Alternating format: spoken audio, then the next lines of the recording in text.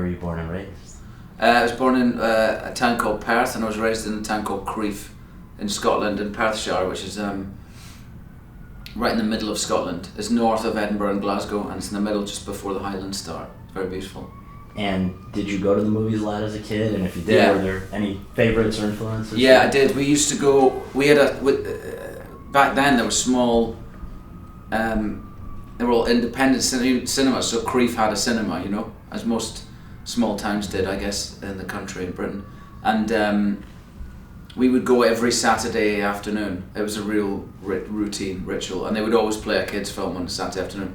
And there would be B movies beforehand, short, serialized usually. There was one about some pepper pot, some person that shrank. There were always they probably replayed old classic serialized shorts. I don't know. I remember Harold Lloyd. They would play Harold Lloyd shorts, and always with a cliffhanger at the end, so you'd have to go back the next week to see what happened. I mean, my first recollection of cinema back when I was a kid was, one of my first big memories was, funny enough, seeing the Star Wars movie. My uncle was in the first 3 Star Wars films, Dennis Lawson, and we went to, when I was 6, I think the first one came out. We were picked up from school, my brother and I, and taken to see the first Star Wars movie in the cinema in, I think, Perth or Glasgow. And we were excited to see my uncle. We'd never seen him on the big screen before. But as well as being excited about that, then we saw Star Wars. The first time it was pretty full on.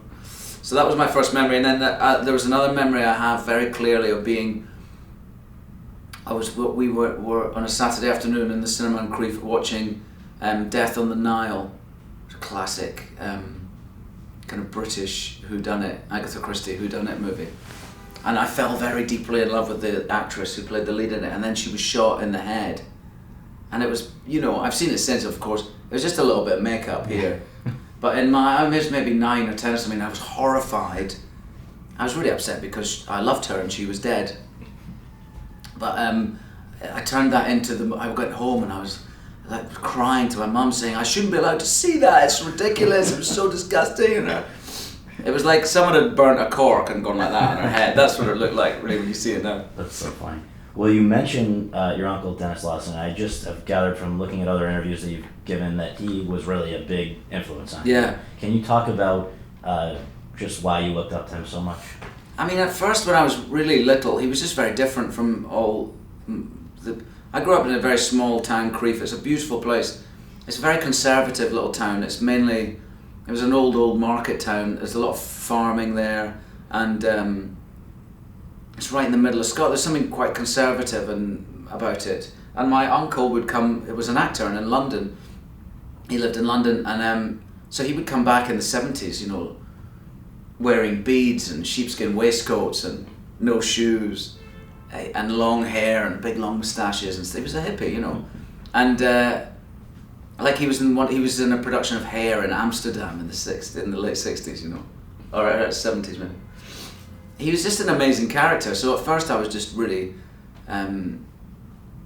blown up. I was just in awe of him, really, because he represented something very different from what I was surrounded by there.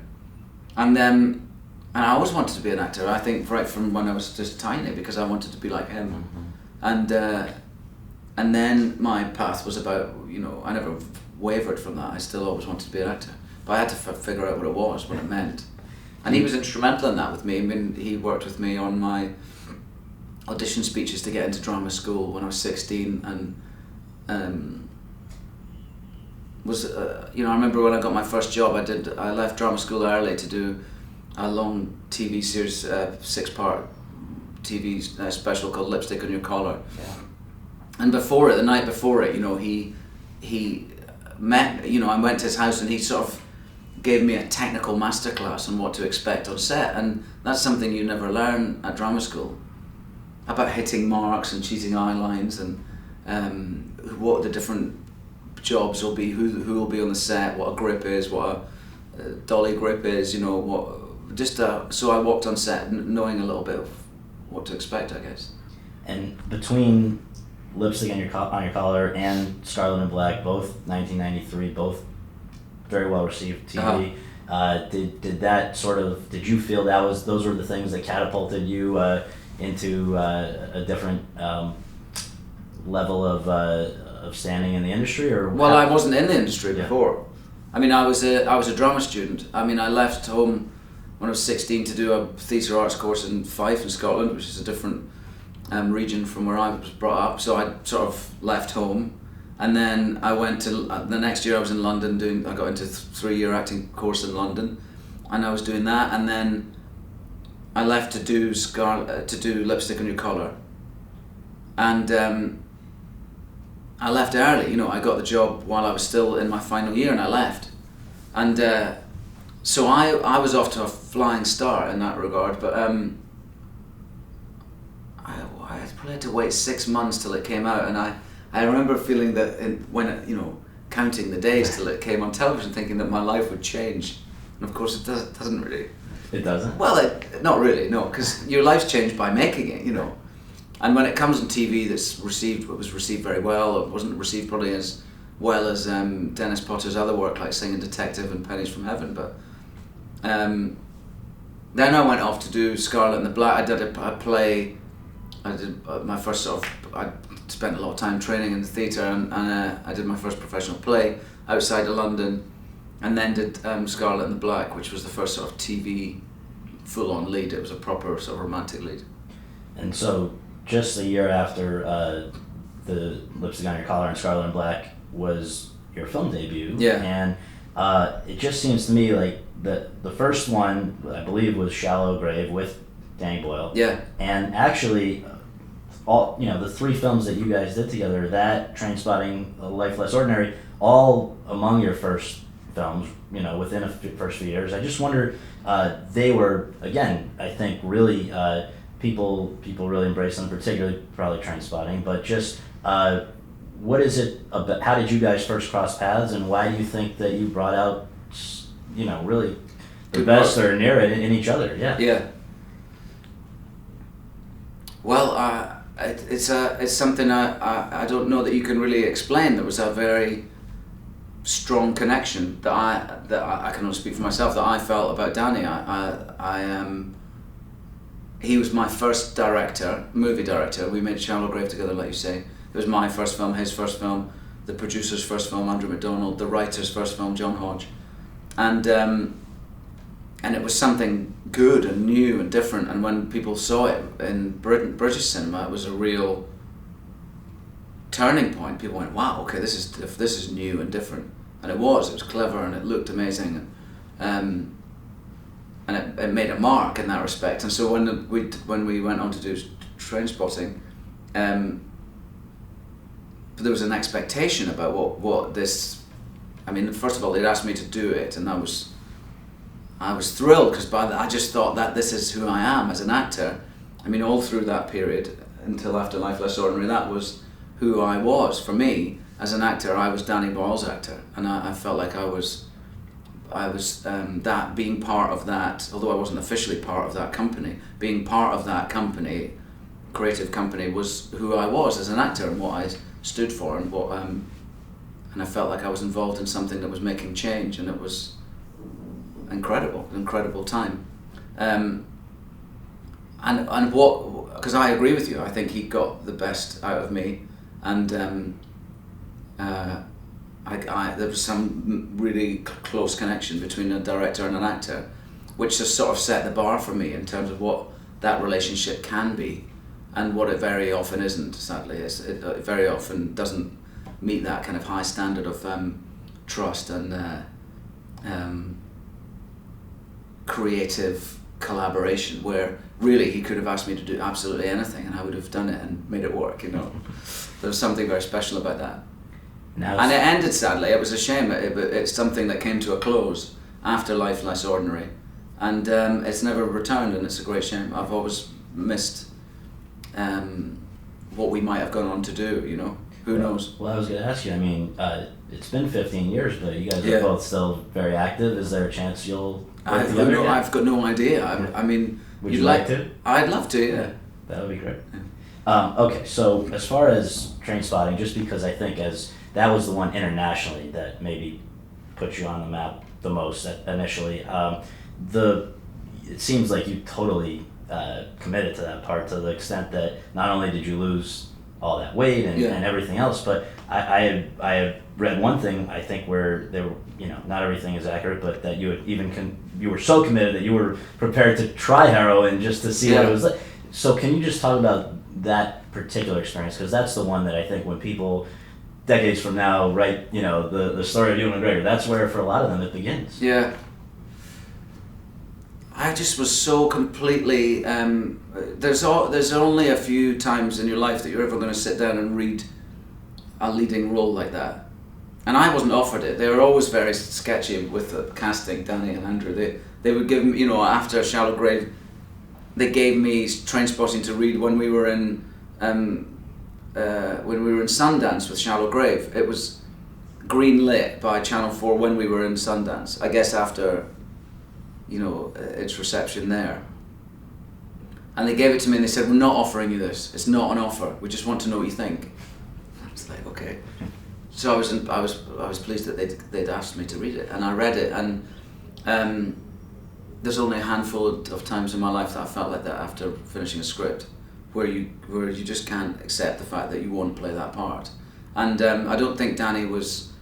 I know. In fact, in retrospect, I know that Andrew, the writer, John Hodge, the writer, because he's told me, didn't think that I was the right person for Renton. Renton in the book is really spotty and he's covered in boils, red hair. He's a really unfortunate-looking guy. He's not. John didn't think I was the right person. He told me that after, and then qualified it quickly by saying that I proved him wrong, which wasn't nice. Yeah. But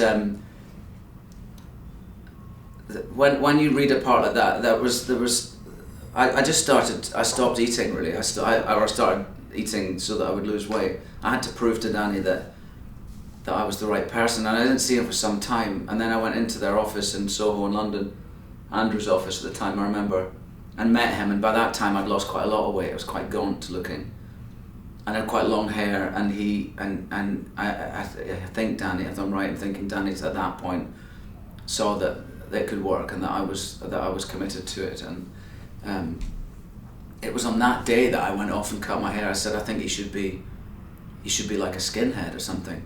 He wasn't in the book, but I just thought it would work really well like that, and it did. So I went around the corner, just cut all my hair off and came back, and they went, "Oh, right, okay."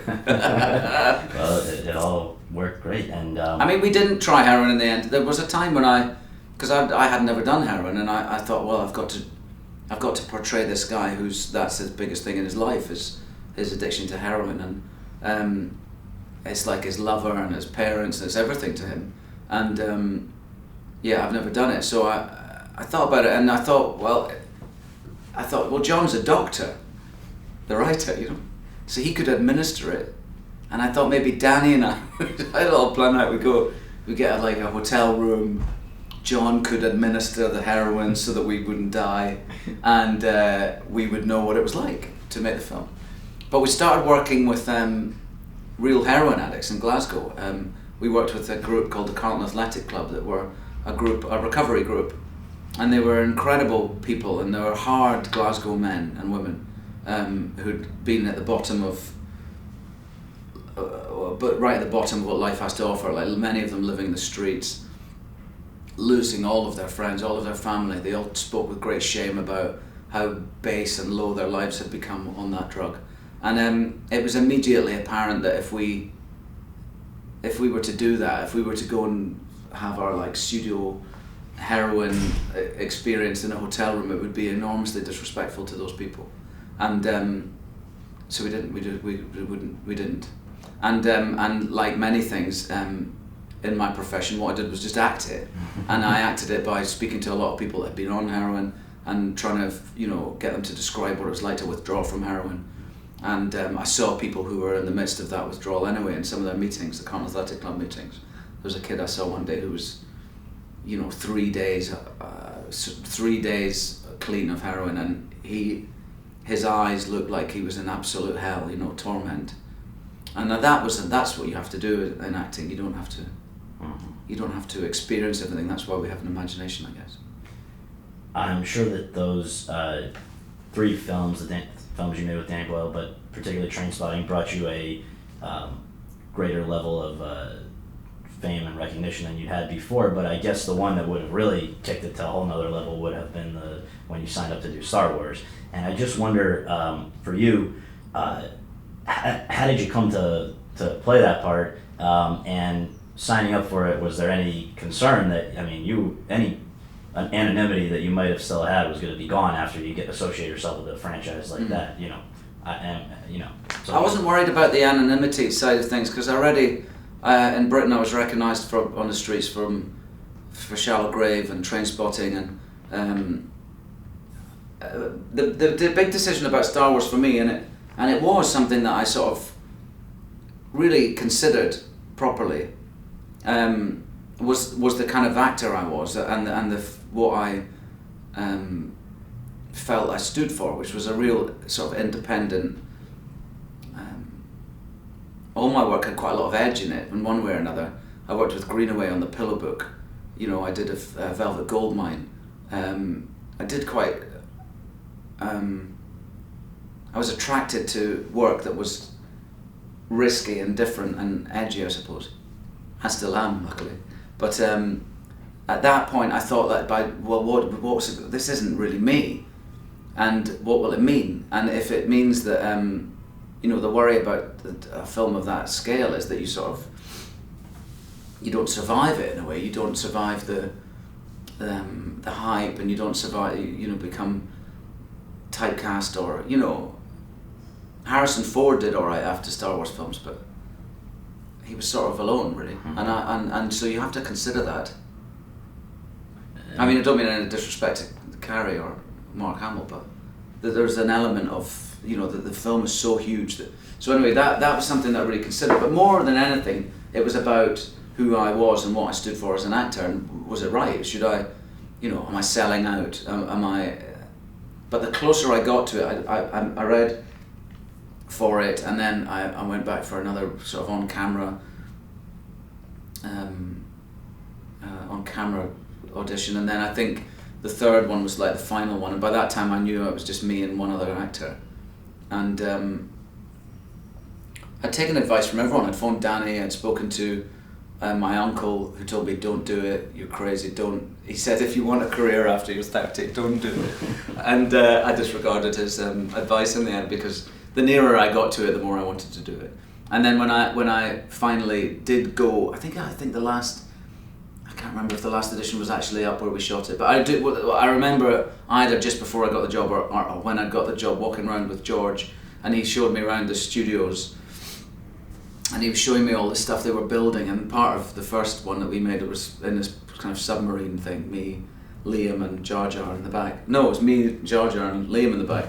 And they were building this huge submarine, and you could see the shape of it, and they were putting the Perspex dome on it, and I got really excited, and I went, will we go underwater in it? And he looked at me like I was fucking nuts, and he went, it's none of it real, and I went, oh yeah. And that's sort of, sadly, part of the experience of making a film like that is you get behind the curtain, you get backstage on something like Star Wars, which is all about our belief in this other galaxy, this other world, and he creates it so well, George, that we really want to believe in it, and I wanted to believe we'd be under the sea in this polystyrene submarine. So in hindsight, was it what was the impact after what you had been warned about? Did it come true? Did it make things harder for a while? I don't know what when they came out.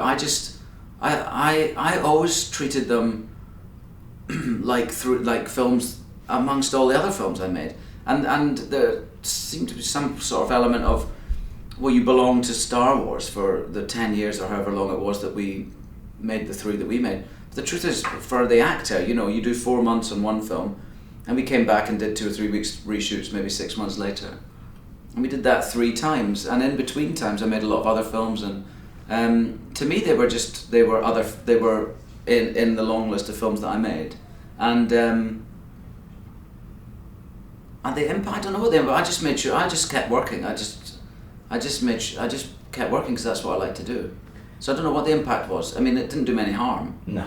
Well, just one last thing about that was that I thought it was interesting. You, from what I gathered, really went to great effort to study Alec Guinness the way he had played the part, so that where some might try to put a different stamp on it, but you seemed like you were very committed to the idea that there should be some continuity. Yeah, there had to be. Yeah. I mean, I was playing him as a young man, and so therefore I have to become Alec Guinness, and so I did the best I could at that. I watched actually a lot of his early work because I was playing him as a young man. I watched quite a lot of his early stuff when he was a young man, and I found some real gems. There's a beautiful film called The Card that he made in maybe the 30s, 40s maybe.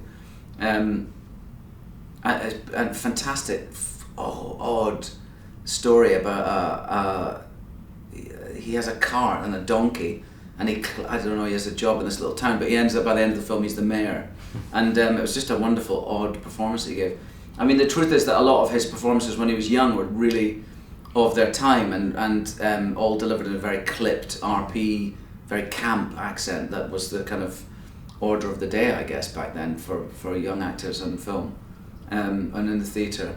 So it wasn't that useful, other than seeing his spirit, and I tried to do that. I tried to sound like him. It's not easy, because his voice in the Star Wars film, his voice at all, when he was older, we associate entirely with that famous, iconic old man with the beard, and so to try and use that voice as a young man was difficult, especially when you're fighting or flying a spaceship or doing something exciting, and then trying to sound like Alec. It was quite difficult to do. So you talked about how during those years that Star Wars was going on, there were still you're very active in other things, and I think the one that early in that process that really connected in a huge way, I wonder if you even had any sense that it would, was Moulin Rouge. And I actually have also read, a lot of people were surprised to see you singing, but that's something you've always enjoyed doing. I've heard about these Elvis impersonations, all this other. So just for you, when was it, was it clear all along that Moulin Rouge was going to be something special, or it was just a chance to work with Baz or Nicole? Yeah, I never doubted it for a minute. I mean, I felt like from the moment I met Baz I auditioned for him for Romeo and Juliet, and I think my audition for that film got me Moulin Rouge. He makes it his business to go around the world and audition in New York and London and LA and Australia and Sydney and Melbourne. I mean, he really makes it his business to find out who's around and works. When you audition with him, you work with him for 3-4 hours. He really gets a sense of who's around, who's exciting and who's new in the world. And so for my audition with him for Romeo and Juliet, we worked for quite a long time on the text, and I really enjoyed it, even though I didn't get cast in it. I got quite a lot out of working with him for those 3-4 hours. And he remembered it, I guess. So when he came to cast Moulin Rouge, he asked to see me, and I was doing a play in London at the time called Little Malcolm and the Struggle Against the Eunuchs. And I had a huge beard and a long hair, and I had no voice because I'd been on stage every night. And at that time I was drinking and smoking too much, and I blew my voice out. So I was trying my best to kind of wheeze my way through the play at night. And I'm surprised people didn't really ask for their money back, actually. But that in the midst of all this, he wanted me to audition for Moulin Rouge, so I met him, and I was like, all right, Baz, nice to see you again. How's it going? And he asked me to sing, and I went, well, I'll have a go. But he had to sort of. I couldn't sing really, but I mean, because of my voice. But I guess he felt that I could, or he knew that I could, or I told him I could, and I'm not sure if I was able to sing for him another time when my voice was better. I can't remember, but anyway, I got the job, and thank God. And I never doubted that it wouldn't work. Right from then, I mean, I was just so absolutely convinced because of his two movies at that point, Strictly Ballroom and Romeo and Juliet. I knew that he was an amazing director. I knew that he had this style, the red curtain style. He had a vision. He was a visionary filmmaker, and I never for a minute doubted that it wouldn't work. Even while we were making it, It's absolutely blind confidence that it was going to just take the world by storm. Which is amazing because there really hadn't. I mean, Chicago was the next year. Prior to that, their musicals had been gone for decades, really. Yeah. But you guys brought it back. Didn't feel I think I went to see the Rushes. I don't watch Rushes when I make a film. I went to see them only once, and that was the first musical sequence that I shot was your song in the elephant up in the elephant, and there's that one shot where I've got my back to Nicole and I break into song, and it was the first time that I'd done it on set. We'd been singing we were out there rehearsing for 4 months, I think. So for us to sing to each other was as natural as speaking to each other by that point. It was absolutely seamless, as it needed to be. There was never a moment of embarrassment, as you might imagine there would be when you break into song, or it was second nature. But I went to see that one set of Rushes just to see if it worked. And I saw it did, and that was it. I went, I thought, yeah, of course it works. Why wouldn't it? Well, the last thing before I ask you about The Impossible is I just want, it's amazing how prolific you have been since you started. I mean, basically, not only in film, but theater, everything. It's sort of the anti-Daniel Day-Lewis, which is nothing against Daniel, both work. I mean, they're both amazing. Wow. You guys have both done great, but it's just amazing how consistently you have been putting out great stuff. And so if we can just get your any memory or something that stands out about a few of these highlights of the last few years leading up to The Impossible. One has to be Black Hawk Down. Yeah. Just the first, don't feel that you have to... No, I love Black Hawk Down. I loved the way that Ridley, how clever he is as a filmmaker, and he sent us off to a sort of boot camp in Fort Benning in Georgia with the real Rangers. All the Rangers went there, all the Delta guys went to where the Delta guys train, which is very hush-hush. We don't know, even if they do, we don't know if they exist. But the Rangers do, and we went to train with them. And so for a week we were sort of taught Ranger type stuff. I mean, what you can learn in a bunch of actors in a week. But they kicked our ass a little bit, we did a lot of running around and stuff. But the most important thing they taught us was how to move down a street when you're under fire. And that's what mainly we were doing in that film. And when it came to doing that first when we come fast rope down from the helicopters and then we spread out in the street and then we have to move, we knew how to do that because we'd been taught by the Rangers themselves. And we had a Ranger with us, a real soldier with us who'd been there on the day, who was our advisor. And Ridley would set up these huge wide shots. There'd be cameras wherever. There were so many of them, you didn't know where they were really. And he would say, okay, you want to start here and I want you to end up over there. Okay. And he'd go back to his tent and we'd go, okay. So we would try, we'd sort of be left to work it out on our own. And then they would shout action and shit would blow up and, the first few takes, Somalian extras would run out and fire guns at us and we would take aim and shoot them and sometimes they would fall down and you'd go, you weren't quite sure whether you'd actually just killed someone or not. It was so realistic. And then he would shout cut and luckily all the Somalian extras would stand up again. And but it felt so real. Right. And it gave you absolutely it's what gave that film its kind of the stressful energy at the heart of that film is because we were all in that sort of, we weren't in any danger, but we were in a heightened situation there with that he created that made it real. Big Fish, people still, I run into people quite often who say it's one of their, if not their favorite. Yeah. Well, it's a beautiful film, Big Fish. I think it touches the heart of a lot for men about, their fathers and fathers about their sons and all of us about our lives and how we remember things and our fantasy and how those two things can kind of mold together and so our memories can become sort of more fantastical than they ever were in reality.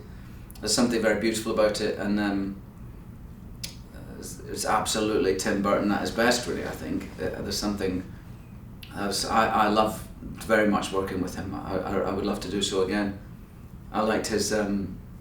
He's got a great impatience in waiting for technical things to be set up. He pulls his hair out waiting for tracks to be laid and stuff. But as soon as they are, when we start shooting the scene, he's absolutely focused and calm. And I noticed quite early on that there was something new and different about this experience, and I realised that it was that period of when he said action to when he said cut was very stress-free. It was just a time for playing, and he cast actors that would play in front of the lens, and I loved it. I loved creating those kind of moments that when I was the soldier, and there's a funny moment where I go into a room and turn the light out, and you hear me beating up these people, you don't see it, and the light goes back on again. I just loved all that kind of classic filmmaking that his sense of filmmaking, and I loved it. I thought it was a very special film.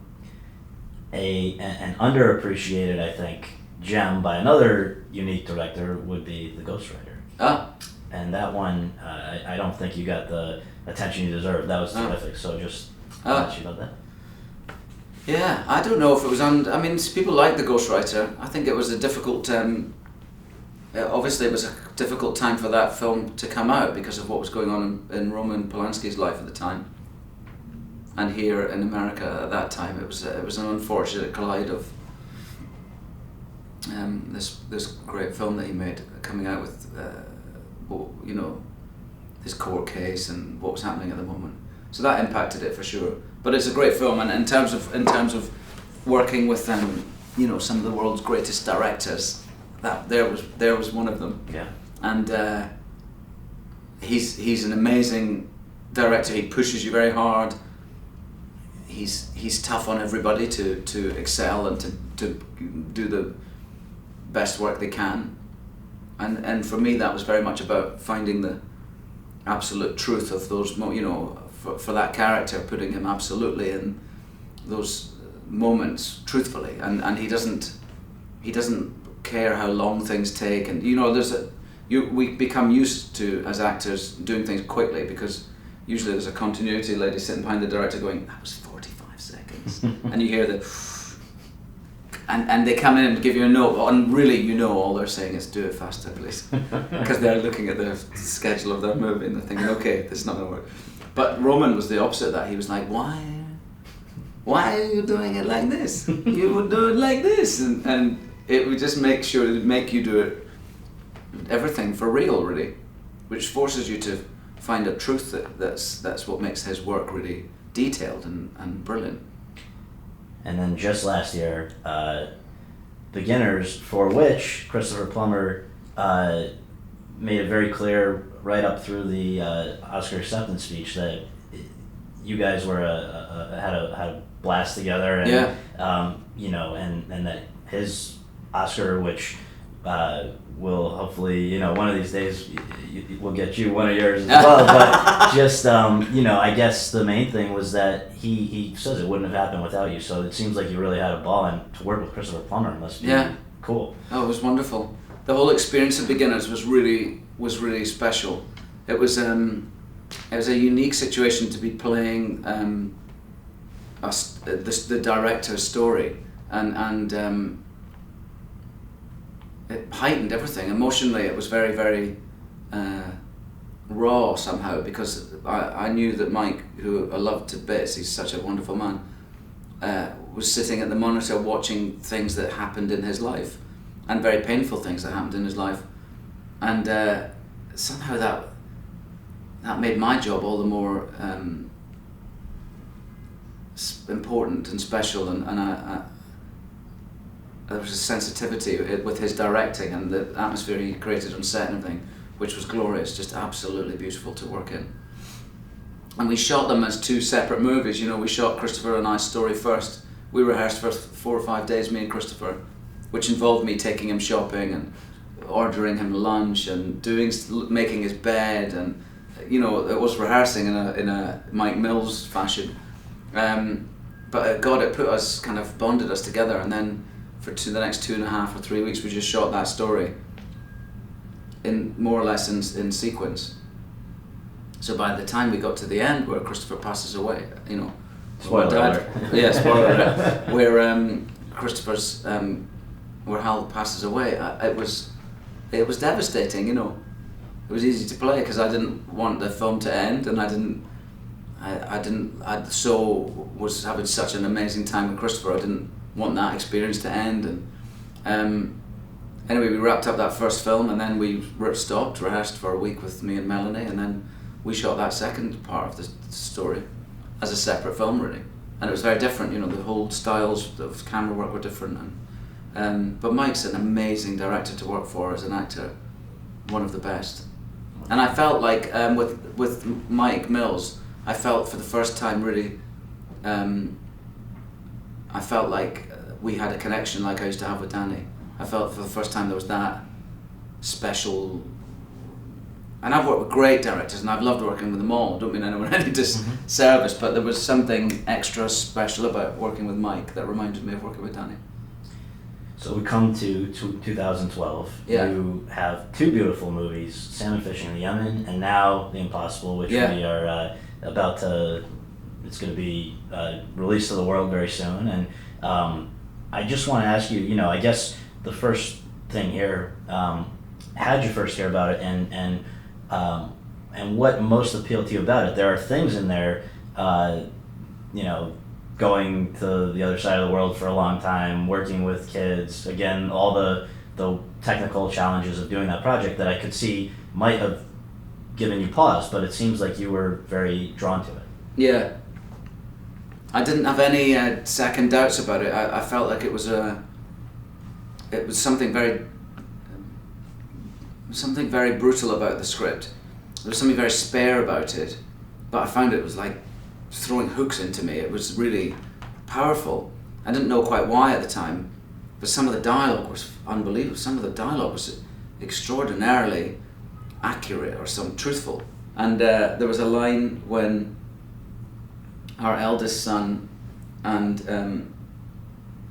his mum are separated from me and the other boys after the tsunami comes, and when they finally get out of the water, he sees for the first time that she has a terrible wound on the back of her leg, and there's a line of dialogue where he says, "Mum, I can't see you like that," and it stopped me in my tracks as I was reading it. I thought, oh, it's such a powerful line of dialogue. It said so many things about that boy in that situation, about the relationship with his mother, about it was just a very huge line somehow. And so I felt that in many moments in the script there was a kind of immediate visceral response to some of the things that were written on the page. And when I found out later that it was in fact a true story, that the writer and the director had spent weeks with the real family, and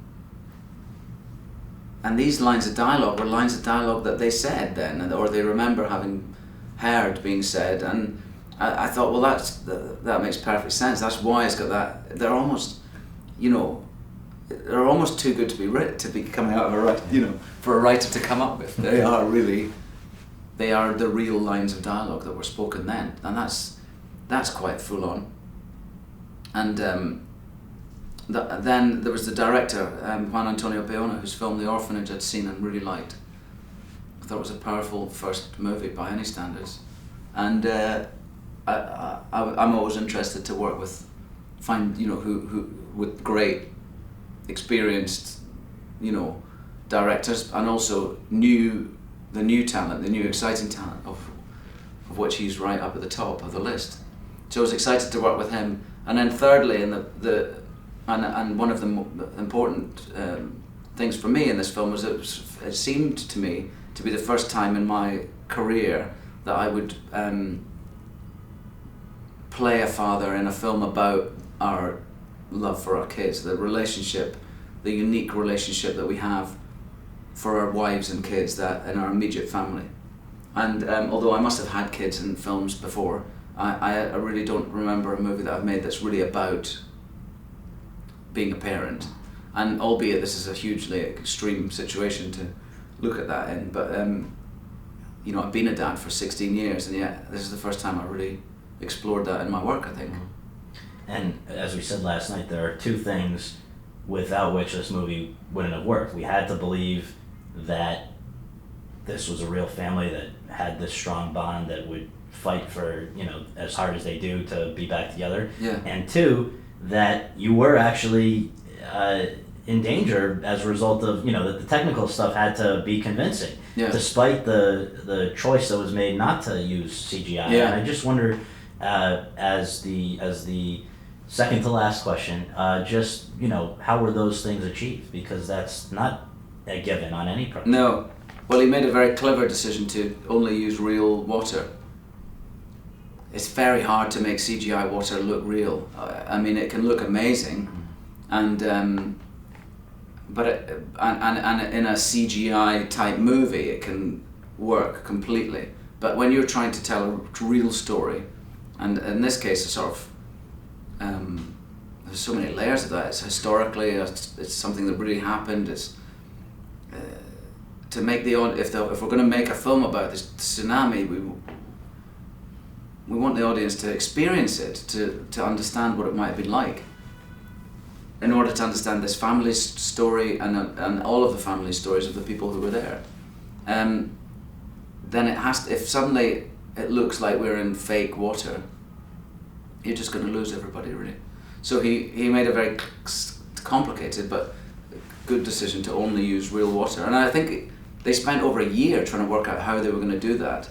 So literally all the water you see in the movie is real. And of course there's some huge wide shots, and they've taken a section of what we shot and they've replicated it so that it goes on to a bigger scale than we actually had there. But it's all real water.